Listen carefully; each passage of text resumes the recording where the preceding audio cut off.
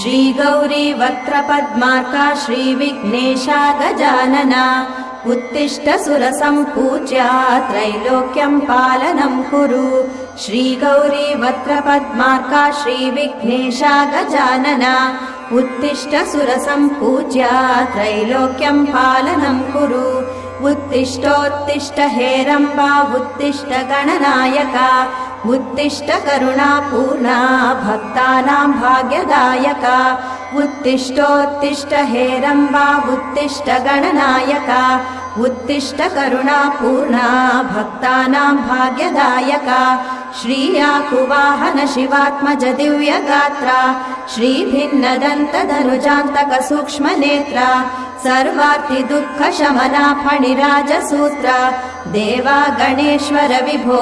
तव सुप्रभातम्।